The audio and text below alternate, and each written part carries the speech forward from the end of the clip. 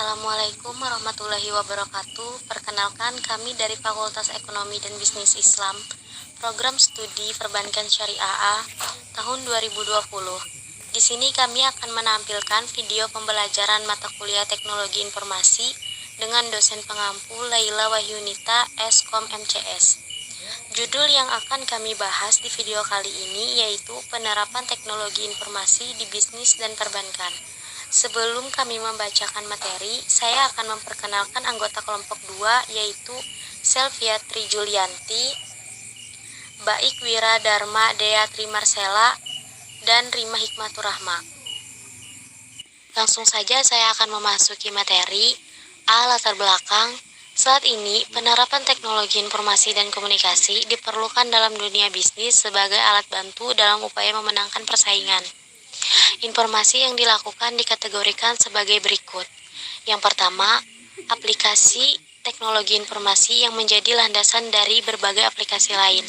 Yang kedua, aplikasi yang sifatnya mendasar, yaitu aplikasi teknologi informasi yang dipergunakan untuk berbagai urusan. Yang ketiga, aplikasi teknologi informasi yang sesuai dengan kebutuhan spesifik perusahaan. B. Tujuan, yaitu ada 3. Yang pertama, untuk mengetahui fungsi teknologi informasi dalam perusahaan. Yang kedua, untuk mengetahui teknologi informasi dalam bisnis. Yang ketiga, untuk mengetahui informasi bisnis dalam perbankan. C. Rumusan masalah dibagi menjadi 3. Apa saja? Yaitu yang pertama, apa fungsi teknologi informasi dalam perusahaan? Yang kedua, bagaimana teknologi informasi di bisnis? Yang ketiga, bagaimana teknologi informasi di perbankan. Baik, selanjutnya akan dibacakan oleh Selvia Tri Julianti. Baik, di sini saya akan membaca pembahasan tentang penerapan teknologi informasi di bisnis dan perbankan. A. Penerapan teknologi informasi bagi perusahaan. Persaingan bisnis yang semakin ketat saat ini, kita harus dapat memberikan jasa atau produk yang inovatif, harga kompetitif, dan menguntungkan perusahaan. Secara praktis, pertanyaan dengan harga minimal beberapa perusahaan mulai untung untuk setiap produk atau jasa yang akan diberikan. Dengan menggunakan teknologi informasi biasa didapat dalam hitungan detik. Perusahaan yang menggunakan teknologi informasi secara menyeluruh akan mempunyai catatan secara otomatis pada setiap produksi, pembelian, penerimaan barang, penjualan, pengiriman pengeluaran uang, penerimaan pembayaran, dan semua transisi keuangan langsung terjual otomatis. B. Peran teknologi informasi di dalam bisnis.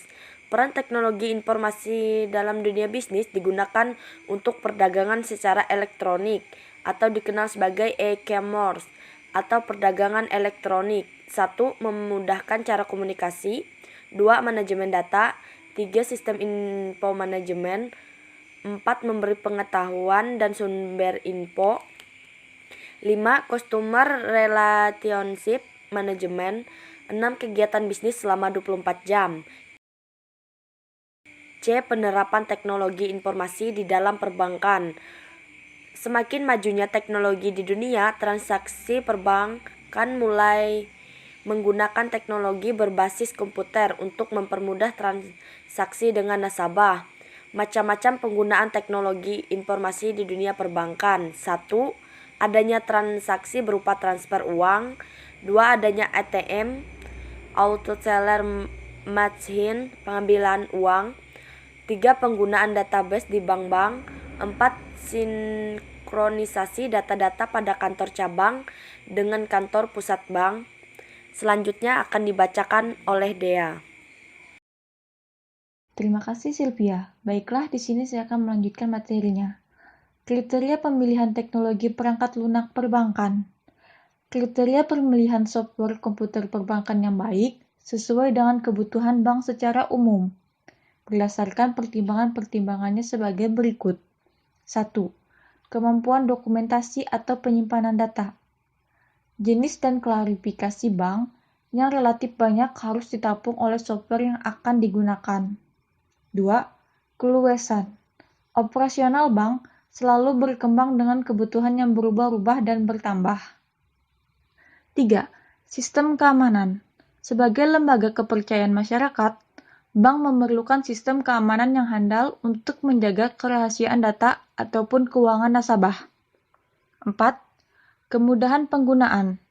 Pengertian mudah dioperasikan bukan berarti setiap pemakai bisa mengakses ke software tersebut, tetapi petugas yang memang mempunyai kewenangan untuk mengoperasikan proses yang menjadi tanggung jawab. 5. Sistem pelaporan. Data atau informasi yang dibutuhkan harus disajikan dalam bentuk yang jelas dan mudah dimengerti. 6. Aspek pemeliharaan. Kinerja software perbankan diharapkan relatif stabil selama bank beroperasi. 7. Skor kode. Software perbankan biasanya merupakan program paket yang sudah komplit sehingga menjadi executable. Dan yang terakhir adalah penutup. Di sini saya akan membacakan kesimpulan dan saran. A. Kesimpulan.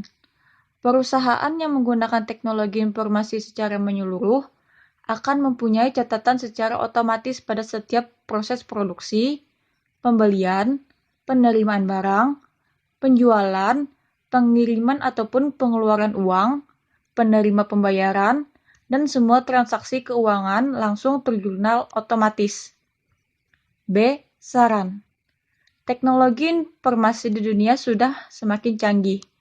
Dengan begitu, kita bisa memanfaatkannya dengan baik. Sekian penjelasan materi ini dari kami. Kurang lebihnya kami minta maaf. Dan terima kasih yang sudah menonton video ini. Jangan lupa like, comment, subscribe video ini ya. Terima kasih. Wassalamualaikum warahmatullahi wabarakatuh.